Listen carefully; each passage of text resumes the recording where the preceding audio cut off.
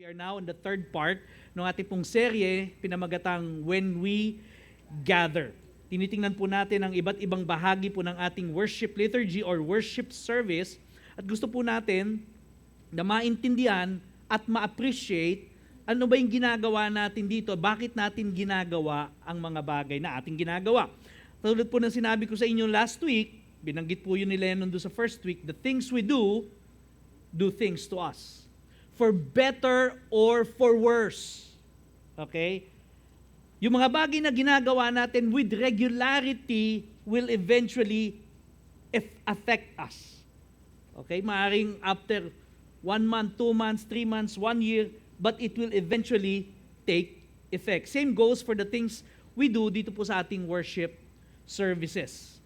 The things we do here in our worship service bring eternal value in us.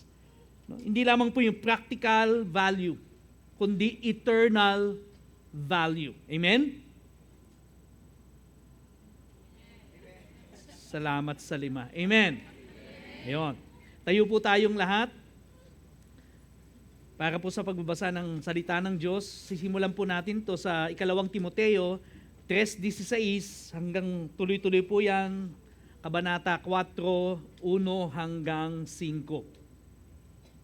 Simulan po natin sa ikalawang Timoteo 3:16. Kung meron po kayong app, pwede po rin yung buksan. Kahit English, okay po. Kung Bible po nyo, English, okay din po. Hindi pa po ako nakakabili ng Tagalog version talaga na itong Ang Biblia 2001, kaya wala pa akong dala-dala. Okay, verse 16. Hindi ata yan yung Tagalog version, kapatid. Ayan.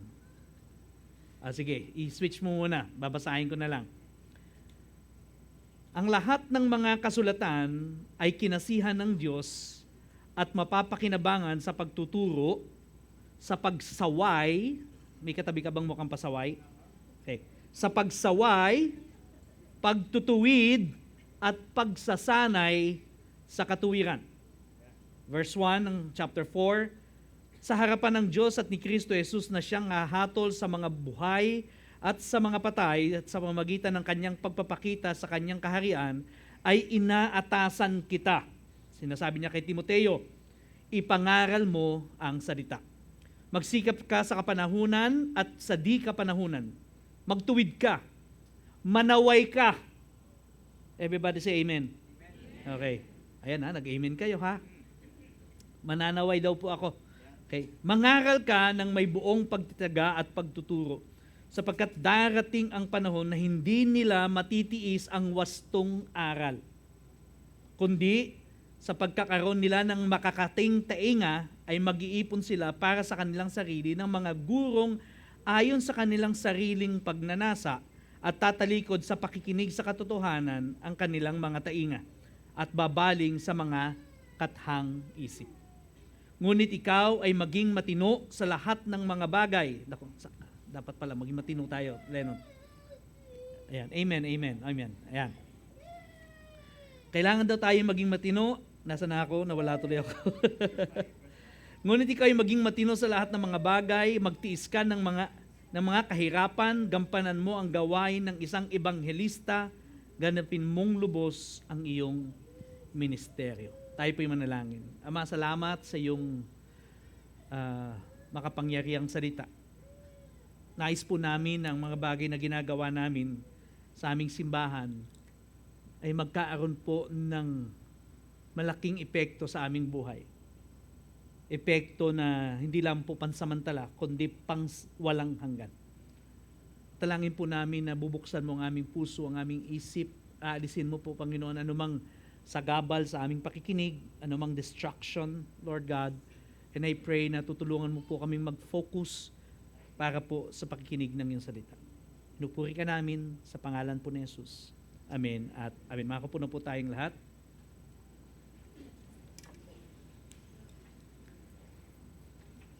Sa isang preaching meeting po namin sa Alabang, isang pastor po ang nagkwento sa amin. Hindi ko na po matandaan kung sino. Siya daw po yung umattend sa isang simbahan sa Estados Unidos. Makatapos po silang umawit, tumayo po ang isang lalaki tumindig po sa entablado at kumuha ng stool at umupo. No? Siya po ay nagbigay ng isang napaka-impactful testimony. Talaga pong blessed na blessed ang mga tao, palakpakan po ang mga tao, at pagkatapos po nun, sila ay nag-closing prayer, tapos na ang service. Na-shock po yung ating pastor na umattend dahil hindi po binuksan ang Biblia at hindi binanggit ang anumang verse sa Bible. Not a single verse was read. At hindi po naipangaral ang salita ng Diyos. Subalit maganda naman po yung testimony. Okay? Hindi po ganito yung ating gawain. That's not how we do things in our church. Hindi po dahil superior yung ginagawa natin. Okay? Ulitin ko po yun. Sinasabi ko lang po, hindi tayo ganon, hindi ganon ang ginagawa natin. Not because we are superior,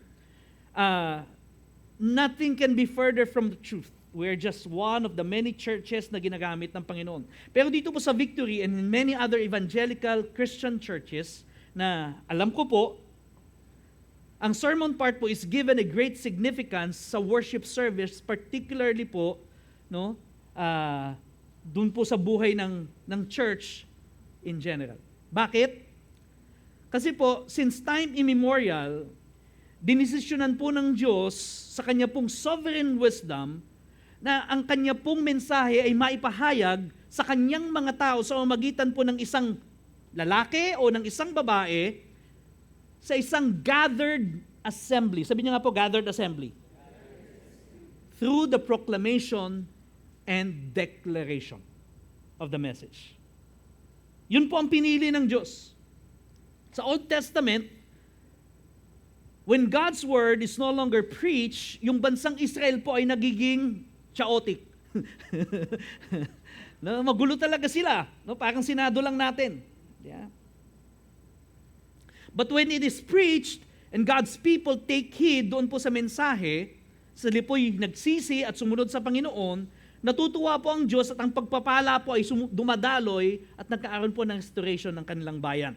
But when they refuse na magbigay po ng atensyon o sumunod sa Diyos, judgment follows. Sa New Testament po, until the contemporary 21st century church, ang preaching po at ang sermon, iisa lang naman po yan, retained its prominence in the life of the church. No wonder nga po marami ang inaabangan talaga yung preaching. Kaya last week sabi ko, no, hindi po preliminary yung kantahan, no? Kasi yung iba, ang trato nila sa kantahan, preliminary, yung sermon, yun ang main event, hindi po. Although, sinasabi ko nga po, it still has its prominence in the life of the church. Maaring iba-iba po ang style ng mga nagpipreach.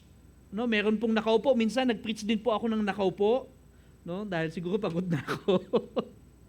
Meron naman po talagang bombastic. No? Talagang ganon. Meron naman parang nagkukwento lang. No? Meron naman yung PowerPoint, pati yung PowerPoint nagpipreach. No? Iba-ibang style po. Iba-iba rin po yung haba. No? Meron 30 minutes, may 40 minutes. Ako, 25 minutes lang ako, di ba? Oh, sige, yan. Yan gusto ko sa iyo, Irene. Okay. But the preaching or the sermon remains the same all along. No? And so dun po sa text natin, si Paul charged Timothy. Anong sabi niya kay Timothy? Ready na ba yung ating Tagalog text? Verse 2. Yan. Ipangaral mo ang salita ng Diyos. Yan po ang charge niya kay Timothy.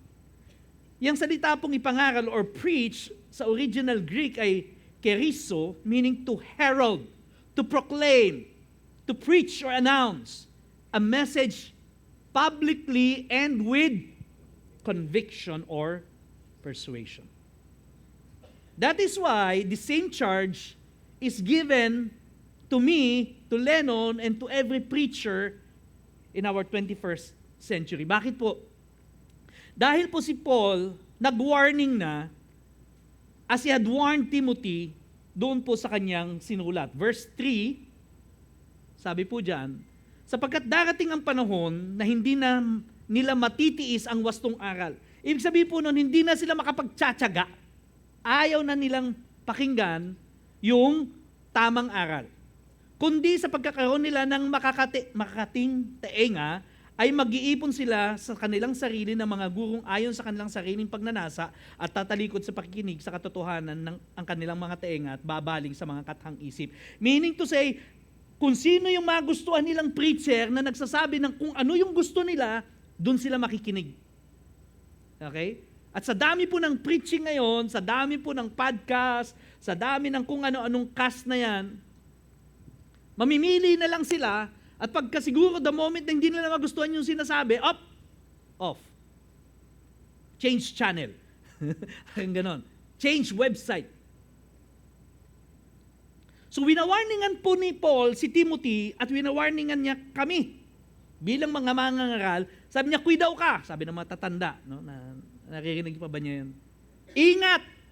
Winawarningan kita. Sabi niya, darating ang panahon. Yeah. So by the inspiration of the Holy Spirit, si Paul po prophetically declared, tatalikod ang mga tao sa tamang aral. Okay? Hindi na sila makikinig. They will seek those truth or those teachings that suits their taste, yung nagpapasarap ng kanilang pakiramdam, yung umaayon dun sa kanilang mga paniniwala, yung nag-a-affirm dun sa kanilang pinaniniwalaan. People will listen to a sermon that will affirm their own truth. Narinig niyo na ba yan? Yung own truth. This is my truth. No? Your truth may be different from my truth. No? But this is my truth. So don't assail my truth. Ang tawag po ni Paul dyan sa English ay itching ear. Okay? Yung gusto niyo mapakinggan, yung gusto lang niya. No? May kakilala ba kayong ganyan? Huwag niyo titingnan. Yung titingnan. Okay. Sinasabi ni Paul, the time is coming. It will definitely come. And I believe it is here now. Nandito na po yung itching ear na yan. Nasa ilang mga mananampalataya na rin yan. O marami yan sa mga taong nagkukunwaring mananampalataya. Many people no longer tolerate any argument against their truth. No? Pagkalaban doon sa paniniwalaan nila, talaga makikipaglaban sila. No? Pag nag-comment ka sa post nila, ay away na. Okay? It is their truth. So for them, wala tayong karapatan i-assail o i-question yung kanilang truth. But truth, mga kapatid, hindi po ito nakabase on someone else's opinion. It is based on truth. Yeah? It is not based on the opinions of the so-called experts. No, yung mga experts in the field, alam nyo, pagka meron po mga ganito maririnig nyo, the expert says, kahit hindi nila i-quote kung sino yon, kung anong tinapos nun, anong expertise nun, basta sasabihin na, the expert says. Para ikaw naman maniniwala mo yung expert ang nagsabi nun. Yeah? So hindi po ito nakabase sa opinion ng mga quote-unquote expert in the field o kahit ng mga social influencer, no matter how many millions ang kanilang follower. Kahit palagi pa silang nasa telebisyon. Ang katotohanan ay hindi nakabase sa kanilang opinion. Are you with me?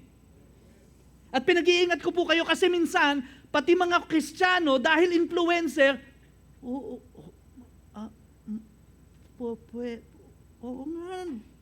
nga.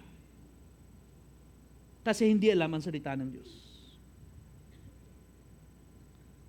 So now more than ever, kami pong mga mangangaral, kailangan po naming ipangaral with conviction, without compromise, and that God's people need to listen attentively. Sabi nyo nga po, attentively. Sabi mo sa katabi mo, attentively. Yung nasa kanan, sabi mo, attentively. Yung nasa kaliwa, sabi mo, gising. Yan. So we preachers need to preach with conviction, without compromise, and the people of God need to listen attentively sa salita ng Diyos kapag ito po ay pinapangaral. Minsan nagjo-joke po ako, kapag gisingin mo yung katabi mo, pero meron po talaga natutulog.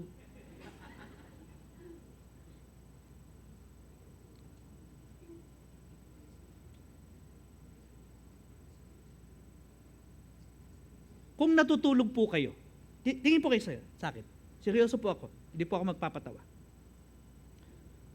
Kung natutulog po kayo, dahil sa lugar na to, dito lang kayo nakakaramdam ng kapayapaan at talaga, no joke no joke.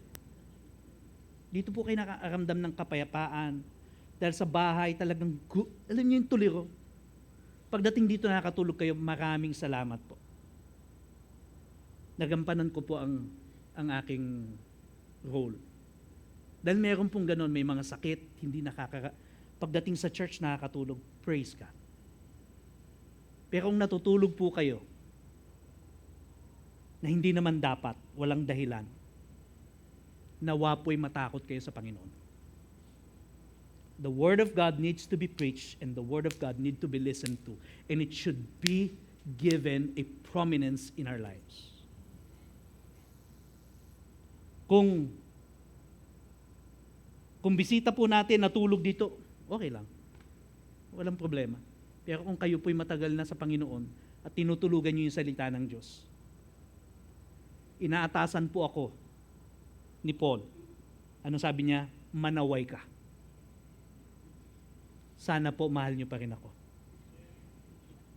Kasi inaatasan lang po ako, manaway ka. Ituwid mo ang mga tao. Are you with me? Hindi pa ako galit, mahal ko po kaya.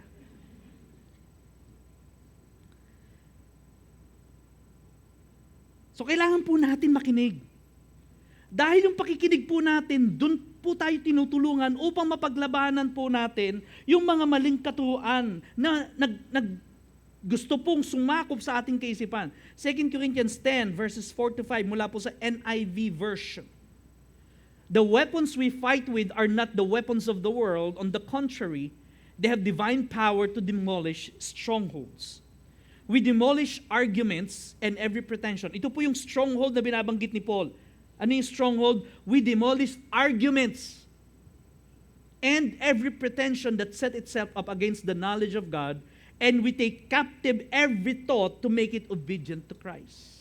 Sa magitan po ng salita ng Diyos na ipinapangaral natin dito, binabakbakan po natin, winawasak natin ang mga maling katuruan, kaisipan na ipinapalagana po ng mundo. At tinatawag nila yung my truth.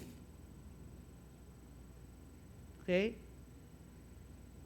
At kag hindi po kayo nakinig ng salita ng Diyos sa pangaral ng salita ng Diyos, pagdating nyo doon, sasabihin niya, parang ganda nga, parang tama nga siya. Ang daming naniniwala sa kanya. Totoo. Bakit? Kasi hindi natin hinayaan ang salita ng Diyos na isa puso natin. Kaya sabi ni Paul, ipangaral mo ang salita ng Diyos in season or out of season with conviction. Manaway ka kung kinakailangan. Magtuwid ka kung kinakailangan. So when Paul charged Timothy by saying, preach the word, o sa liturgy po natin, tawag natin dyan, sermon. Ano ba ibig sabihin ni Paul talaga? Okay? What is a sermon really? What makes a sermon a sermon? Basta ba nagsalita ako dito, sermon na? Okay? What makes a sermon that we should listen to, not sometimes, but always, with full attention? Ano po ba yung difference ng sermon from other speeches na ginagawa ng mga tao? Well, number one, ang sermon po is a proclamation, declaration of the whole counsel of God. Sabi po ni Paul sa mga gawa 20:26 hanggang 27, kaya nga pinatototohanan ko sa inyo sa araw na ito na ako'y walang pananagutan sa dugo ng sino man sa inyo, sapagkat hindi ko ipinagkait na ipahayag sa inyo ang buong kapasyahan ng Diyos. The whole counsel of God. Sabi niyo, hindi, haharap ako sa Diyos. Wala akong guilt. Bakit? Kasi kumpiyansa ako, wala akong pananagutan sa dugo ng kahit isa sa inyo, kasi binigay ko yung lahat ng katuruan na dapat kong maibigay. The whole counsel of God. Ito pong mga salita ni Paul ay nagpapaalala sa atin ng warning ni Lord kay Ezekiel. Ano ba sinabi ni Lord kay Ezekiel? Ezekiel 3:18 hanggang 19. Kapag aking sinabi sa masama, naituro ko lang po sila noon, hindi naman talaga sila. Kapag aking sinabi sa masama, ikaw ay tiyak na mamamatay. At ang sabi niya kay Ezekiel, at hindi mo siya binigyan ng babala o nagsalita ka man upang bigyan ng babala ang masama mula sa kanyang masamang landas, upang iligtas ang kanyang buhay, ang gayong masamang tao ay mamamatay sa kanyang kasamaan, ngunit ang kanyang dugo ay sisingilin sa iyong kamay. Grabe, ano?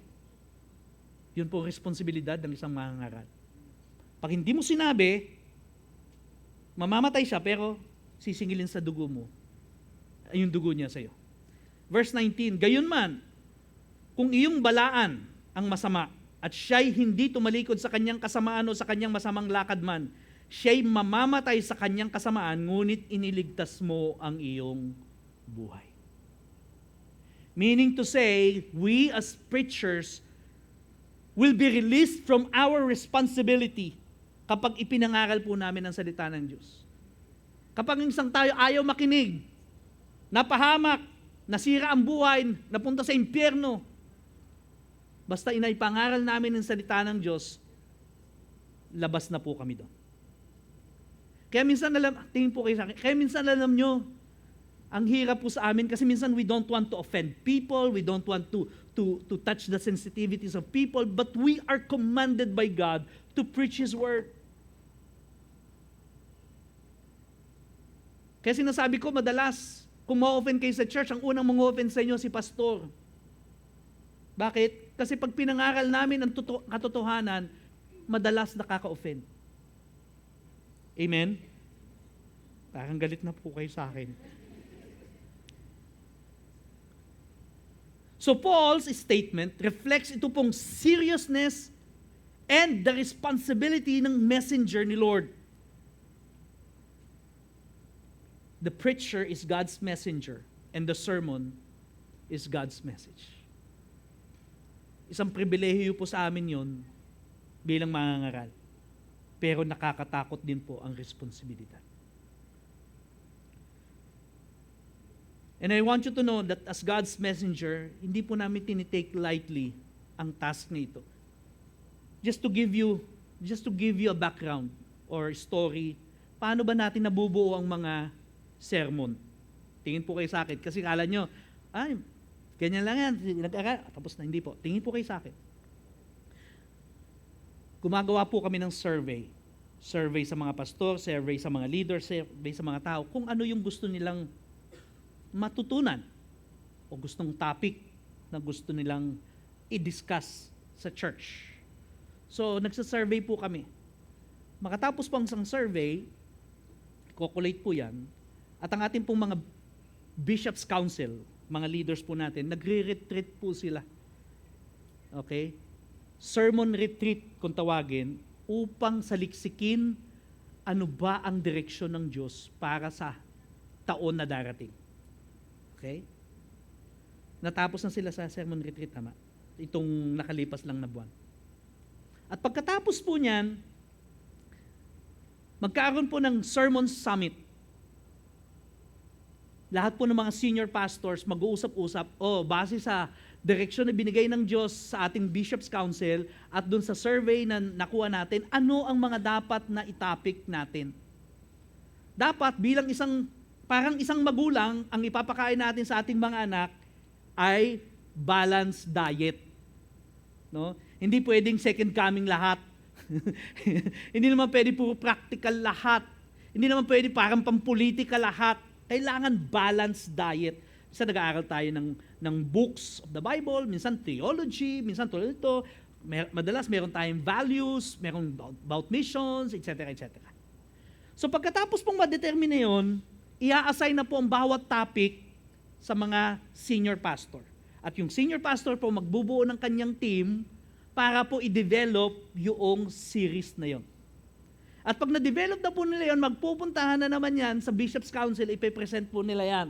Pag inaprubahan ng Bishop's Council, dadalhin po yan sa mga preachers for evaluation. Ipipresent po nila, ito yung series naming ginawa, week 1, week 2, week 3, series creed, may series creed po yan, ito yung theme, ito yung direction, ito yung etc. etc. At doon po magbabatuan po kami ng mga idea, sasabihin namin, parang hindi tama yung ganito, parang ganito, ganyan. Diskusyon po yan. At minsan dumarating punto, ibinabalik po doon sa nag-develop ng series para ayusin. Tapos ibabalik na naman nila. At pagkatapos po noon, nagkakaroon din po kami ng tinatawag na fuel. Ano ba yung fuel? Ito po ay equipping. Last week lang po ata, dahil magdi-discuss tayo ng theology of work sa Bible, kumuha po kami ng isang magaling na teacher na nakakaalam po sa theology of work so that we will be equipped and we will know what to discuss, how to discuss, what to share sa topic na po na yan. Okay? So, meron pong ganon. At pagkatapos po niyan, meron pa po tinatawag na preaching meeting. Dito po sa South, nag-gather po kami, una po sa Parañaque, Tuesday, nagbabatuhan na po kami ng mga ideas kung ano yung ipipreach namin the next week.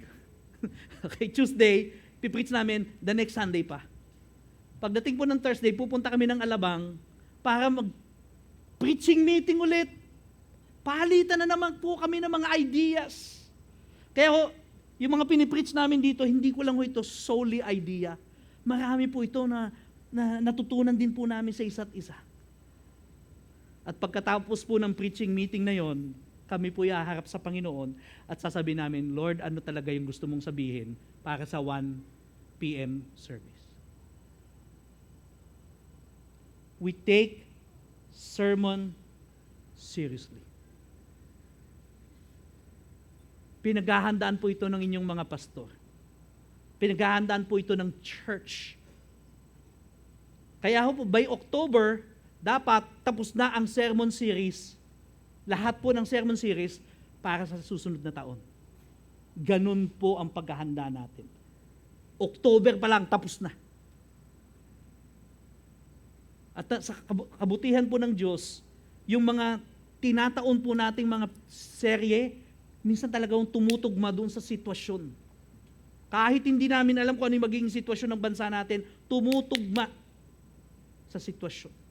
Bakit? Kasi po, sinasadiksik po natin ang kalooban ng Panginoon. Amen? Palakpakan po natin ang Panginoon.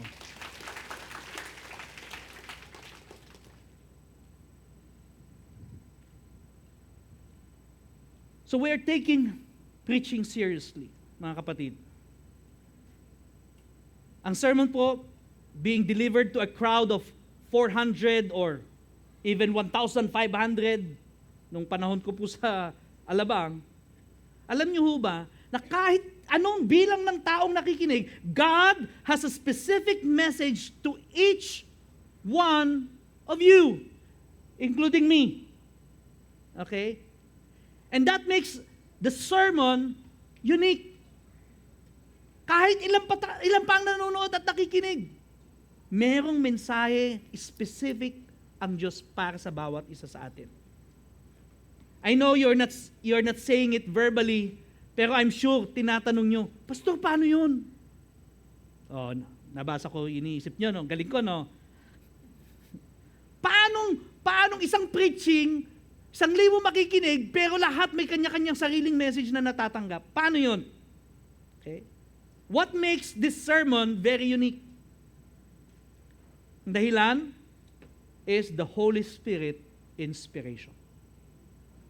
Hindi po dahil yung preacher inspired Okay? But because the Word of God, yung source po ng sermon natin is inspired by the Holy Spirit, that's what makes the sermon a sermon from God. Unlike yung mga ordinary speech po, no matter how moving, how powerful, life-changing pa nga minsan, but it is never inspired by the Holy Spirit. Only the Word of God is inspired. Gaya po na sinabi ng verse 16 sa chapter 3, ang lahat ng mga kasulatan ay kinasihan ng Diyos at mapapakinabangan sa pagtuturo, pagsaway, pagtuwid, at pagsasanay sa katwiran. At dahil po inspired ito ng banal na Espiritu, ginagamit po ito ng Panginoon, yung salita ng Diyos, sa sermon, to discern the thoughts and the hearts of the people. Sabi po sa Hebrews chapter 4 verse 12. Tingnan nyo sapagkat ang salita ng Diyos ay buhay, mabisa, at higit na matalas kaysa alinmang tabak na may dalawang talim. Okay? So, two-edged sword, yung tabak na may magkabila ang talim. Okay? Sabi niya, mas matalas pa doon.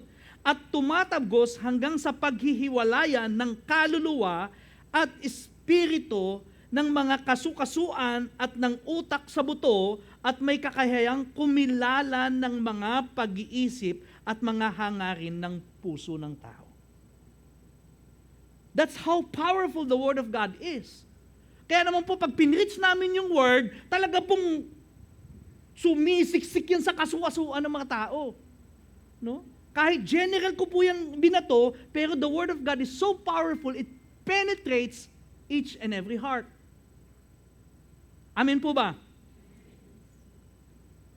Awit 139, verse 23-24. Siyasatin mo ako, O Diyos, at alamin mo ang aking puso. Subukan mo ako at alamin mo ang pag-iisip ko. At tingnan mo kung may anumang lakad ng kasamaan sa akin at patnubayan mo ako sa daang walang hanggan. Ang Diyos po yung nagsisearch ng ating mga puso. Para pong searchlight yan. Kapag binitawan ko yung salita ng Diyos, para po yung spotlight, ginaganyan, no? Kaya minsan parang, di ba? Tinatamaan nata ako, Amen? Kaya minsan, may mga tao, ang ginagawa, pinagbibintangan yung mga anak nila. Yung mga kaanak nila. Sinumbong mo ba ako sa pastor mo? Sabi niya, pinaatin mo ba ako para paringgan lang niya? Yeah? Bakit ako pinariringgan ng pastor mo? Parang pinatatamaan ako. Yeah? Now, kung naranasan niyo po yan, kahit Kristiyano na kayo, feeling niyo pinatatamaan kayo. Sa totoo lang po, kayo po talaga yung tinutukoy ni Lord. Walang patama yon. Kayo talaga yung tinutukoy ni Lord. Okay? Hindi kami, si Lord. Okay? Dahil hindi naman namin alam lahat ng sitwasyon ninyo. Amen? Pangalawa, what makes a sermon a sermon? Human interaction. Nung sinabi po ni Paul kay Timothy, preach the word, hindi niya sinasabi na preach the word in a vacuum. Hindi niya sinasabing preach the word kahit sa isang empty coliseum. Okay? Ang sinasabi niya, you preach the word, meaning to say, you preach it to the people. Hindi sa mikropono lang, sa camera. Although sabi ko nga po, nung pandemic, ano naman yan? Nakatulong naman yan. But by design, ang sabi ni Lord, you preach it to the people, merong human interaction. Sermon is meant to be delivered personally to a group of living people. Yung mga podcast nakakatulong, videocast nakakatulong, mga recording nakakatulong, pero mga tools lang po yun, mga kapatid. Alam niyo po ba kung anong tools? Ano sa Tagalog ang tools?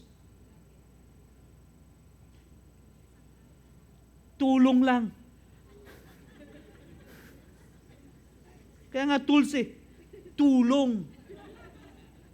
Yeah. Hindi talaga yun yung main thing. Okay? It's not meant to be the primary channel para ma-deliver yung sermon. So don't settle for anything less. Ang sermon po is meant to be a shared experience. Kaya tinawag natin when we gather. together as a people. Iba po talaga yung experience. Kapag kayong ikaw lang yung nakikinig, yung nanonood ka, o nakikinig ang podcast, tapos kumakain ka ng piatos, o kaya yung nagluluto ka habang nakikinig, tapos biglang nasunog, nasunog! Tapos hindi mo na naintindihan yung message. Iba po talaga yung dynamics kapag nandito kayo, nakadilat, at seryosong nakikinig. Yeah? Mahirap explain kung ano yung nararamdaman eh. Pero na-experience natin to Sunday in, Sunday out. Maybe because ganun po talaga dinisenyo ng Diyos ang sermon para ma-deliver sa tao on a personal basis. Yeah. Kaya ganun po yung effect sa atin. No? Kapag ka nakikinig tayo ng salita ng Diyos. Gawa 2:42. Ito po yung mga bagong Kristiyano sa New Testament. Anong ginawa nila? Nanatili silang matibay sa turo ng mga apostol at sa pagsasama-sama, sa pagpuputol-putol ng tinapay at sa mga panalangin. Sabi na nanatili silang matibay sa mga turo ng mga apostol. Kaya sila lumakas, lumago sa pananampalataya at lumago sa bilang because they stayed steadfast in the preaching and the teaching of the word. And of all the potential and possible effect of the sermon sa mga listeners po, ang pinaka-importante pong epekto, no, na dapat na mayroon tayo, at ako po, bilang mangangaral, ito po yung goal natin, ito po yung epektong gusto natin. Pangatlo, is heart formation as well as life transformation. Hindi po yung feel-good event, not the emotional event kung saan pagka nakinig ng tao isang preaching na okay naman po yun, maging emotional sometimes. Walang problema. Ako po umiiyak din minsan pag nakikinig ng salita ng Diyos. Pero hindi po yun yung goal. Are you with me? Hindi po magiging emotional dito. Kung talagang naiiyak kayo, go ahead, make my day. No problem. People can respond to the sermon in many ways, but the ultimate effect, the ultimate goal that we want, at the ultimate goal na hinahanap ng Diyos para sa atin ay yung heart formation and life transformation.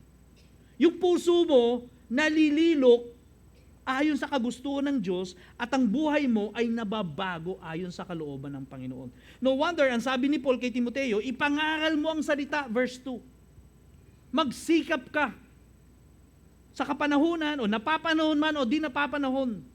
Magtuwid ka. Sabihin nun, itama mo ang mga tao. Kahit minsan feeling nila pinapatamaan sila, talaga naman pinapatamaan sila ni Lord.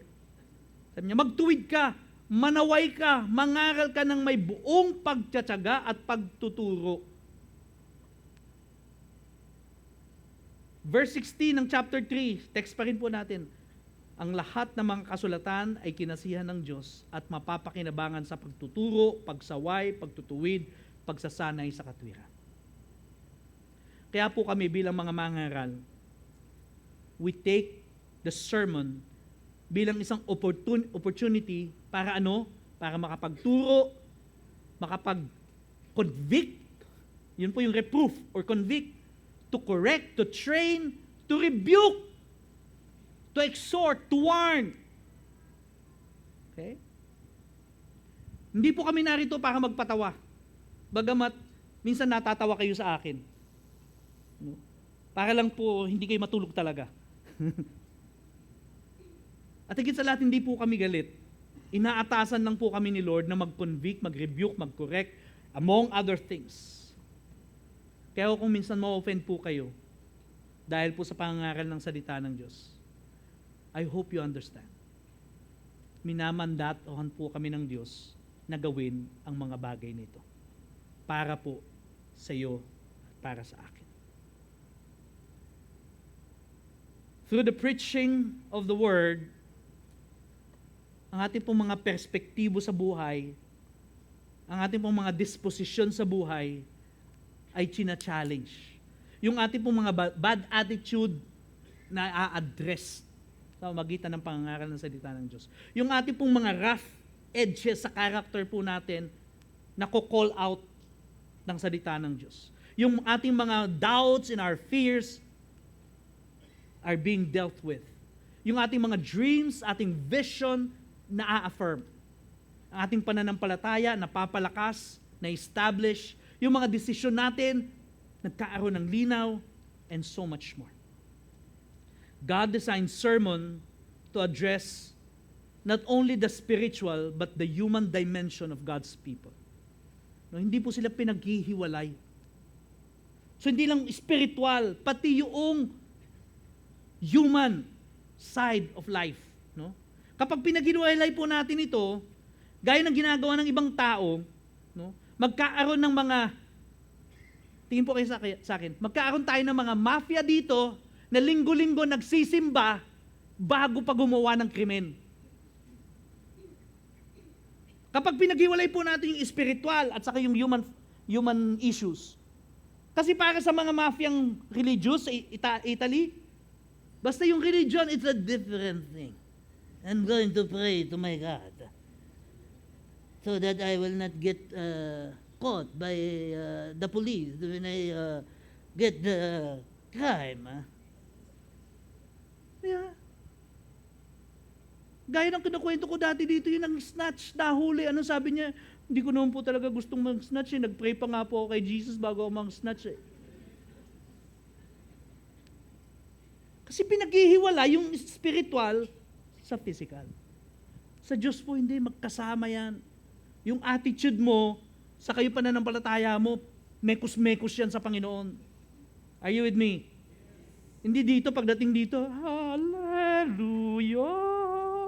Pagdating sa parking lot, ay!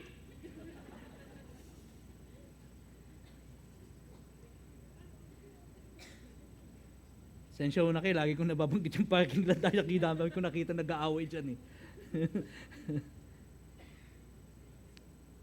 The Word of God is meant to transform our lives. Okay, hihinto na ako. But the best truth, listen to me. As I wrapped up, the best truth that can change our lives is the one who said, I am the way, the truth, and the life. Because in the Bible, truth is not just a compilation of concepts. Truth is a person. The truth that we preach is a person. He is the living Word of God, and His name is Jesus. John 1:1 says, sa simula ay ang salita ay kasama ng Diyos, at ang salita ay Diyos. And that word, si Jesus yun. True life transformation is only possible kapag may relationship ka kay Jesus. Tama po yung ibang mga mensahe, mula po sa lecture, motivational speech, pwede namang mabago yung buhay natin talaga. Sa totoo lang po. But not the way Jesus changes ours. Because when Jesus comes into our lives, una, binabago niya yung ating eternal being. Dati na tayo patay sa espiritu, binubuhay niya yon. Tapos dati, anak tayo ng demonyo, nagiging anak tayo ng Diyos.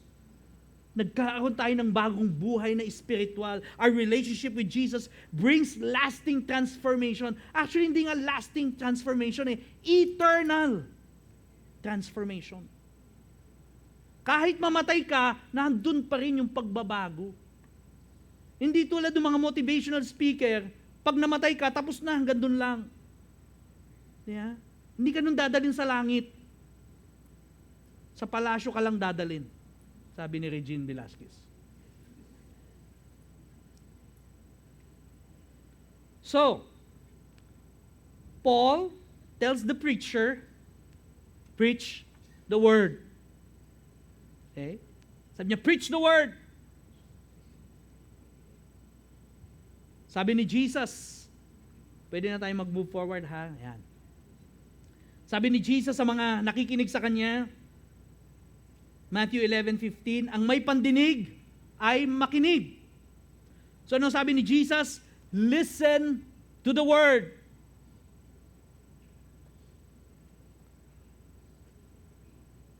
Now, dahil madalas po, hawak natin yung phone natin kahit sa service, why not? Why not? Here's my suggestion. Why not put it in an airplane mode, tapos gamitin mo yung Note app, buksan mo yung version ng Bible, no? Tapos Note app, na pag nakikinig ka, dahil sabi ni Jesus, listen to the word, habang nakikinig ka, nagtitake down notes ka. Why not do that?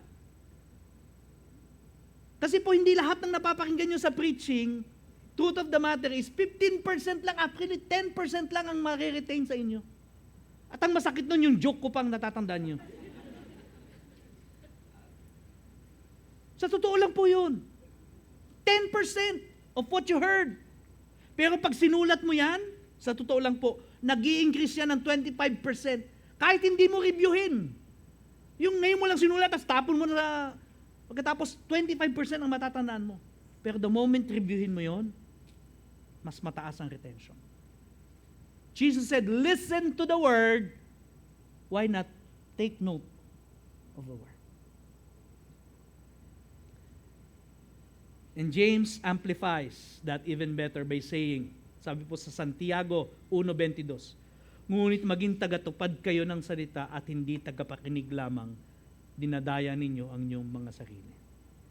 Paul tells us, preach the word. Kahit kayo, sinasabihan din ni Lord nun.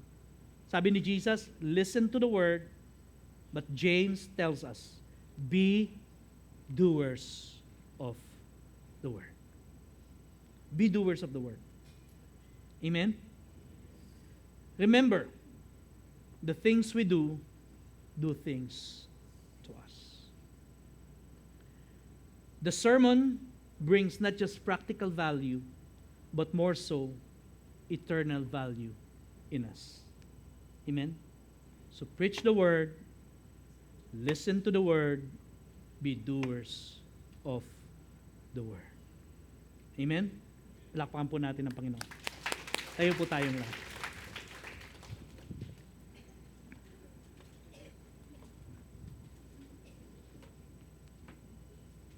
Sabihin nyo nga po sabay-sabay, I love you, Pastor.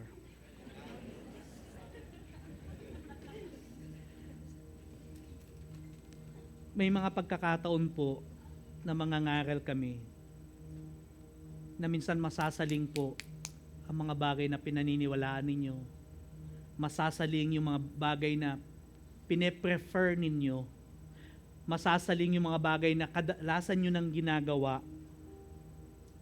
Pero pinapangaral po namin yun kasi gusto po naming magtuwid, manaway, magturo, mag-exhort, magbigay ng warning. Dahil ang nakasalalay po dito ay hindi lang po yung temporal na buhay natin. Ang nakasalalay po ay ang ating buhay spiritual na mas mahalaga kaysa sa ating physical na buhay.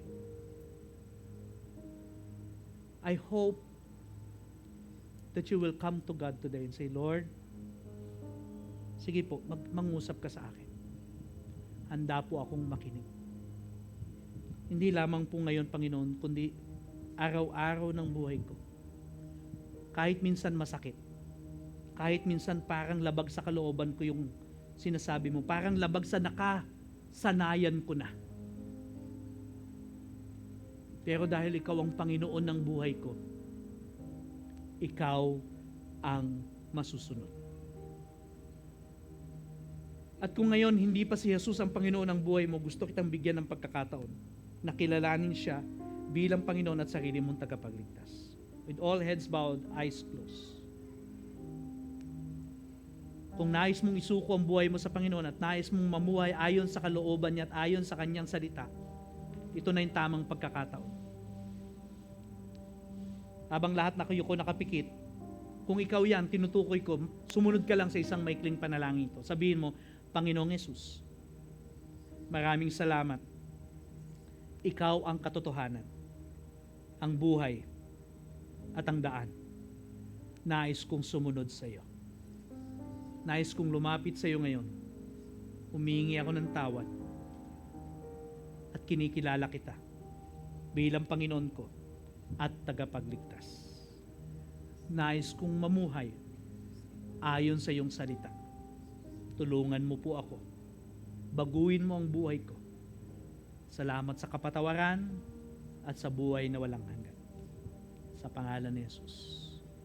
Amen. At amen. Why don't you raise all your hands to God as I speak blessing to you? Lord, your word is true. Dalayan ko pong manahan ang iyong katotohanan, ang katotohanan ng iyong salita sa puso ng bawat isa. Nawa ang salita ng Diyos ang siyang magpatibay ng pananampalataya ng bawat isa. Nawa ang pag-ibig ng Diyos ay laging sumaatin upang maranasan natin hindi lamang ang sarap ng buhay na walang hanggan, kundi ang kapangyarihan ng buhay na walang hanggan. May the Lord bless you. May the Lord keep you. May the Lord make His face to shine upon you. May the Lord turn His face towards you and grant you peace. People of God, you are now sent. Be a blessing. Preach the word. Listen to the word. Be doer of the word. In Jesus' name, amen and amen.